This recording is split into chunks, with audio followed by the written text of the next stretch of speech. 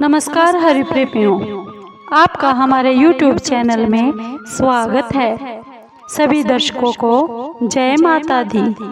हरिप्रेमियों, कैसे हैं आप? उम्मीद है आप सब अच्छे होंगे। आइए आज का प्रसंग शुरू करते हैं। आज का प्रसंग है तीसरी महाविद्या, तीसरा स्वरूप त्रिपुर सुंदरी माँ की कथा। हरिप्रेमियों, अगर आप हमारे चैनल पर नए हैं तो प्लीज़ चैनल को सब्सक्राइब ज़रूर कर लीजिए और बेल आइकॉन को ज़रूर दबा लीजिए ताकि आप तक हमारे सारे नोटिफिकेशन पहुंचते रहे। हरिप्रेमियों, आपका एक भी सब्सक्राइब हमारे लिए बेहद मायने रखता है। हरिप्रेमियों, आइए सुनते हैं तीसरी महाविद्या गुप्त नवरात्रों की तीसरा स्वरूप त्रिपुर सुंदरी माँ की कथा।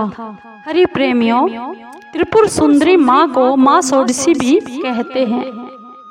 माँ षोडशी की कथा पुराणों के अनुसार जब भगवान शिव ने क्रोध के कारण कामदेव को अपना तीसरा नेत्र खोलकर जब भस्म कर दिया था, उस समय भगवान शिव के गणों ने उस भस्म को, राख को समेटकर उसे गीला करके एक सुंदर सा पुतला बना दिया था और भगवान शिव से कहा था कि हे भगवान, इस पुतले में प्राण प्रतिष्ठा कर दीजिए।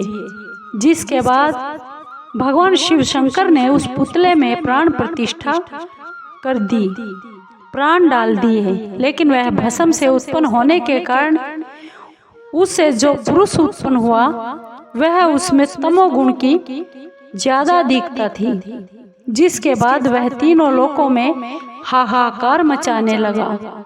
उसने देवराज इंद्र के समान ही दूसरे स्वर्ग का निर्माण कर लिया और स्वर्ग लोक पर भी आक्रमण कर दिया, जिससे देवराज इंद्र महर्षि देवर्षि नारद के पास गए और इसका उपाय के रूप में नारद जी ने उन्हें आद्या शक्ति की विधिवत रक्त और माँ से पूजा करने के लिए बोला।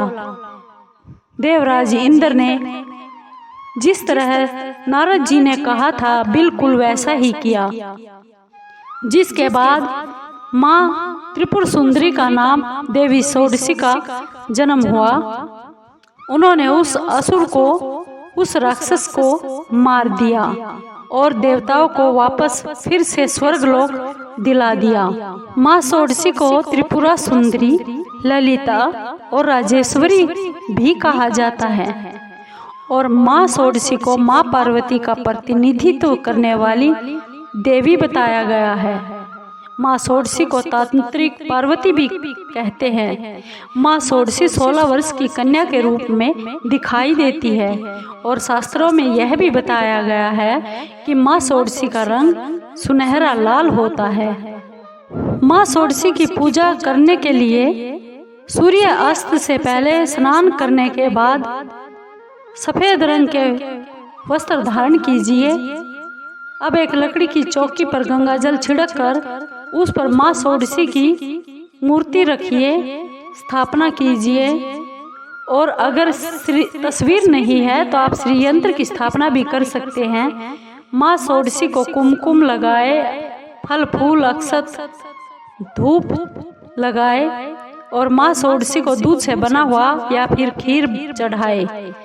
यह सभी चीजें चढ़ाने के बाद सच्चे मन से माँ षोडशी की विधिवत पूजा कीजिए। माँ षोडशी की कथा जरूर पढ़े या फिर सुने, उसके बाद आरती कीजिए।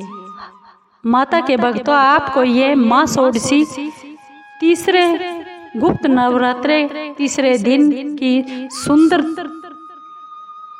त्रिपुर सुंदरी माँ की व्रत कथा कैसी लगी? अगर आपको अच्छी लगी हो तो प्लीज़ चैनल को सब्सक्राइब कीजिए, लाइक कीजिए, शेयर कीजिए और कमेंट जरूर कीजिए। धन्यवाद माँ के भक्तों। जय माता दी।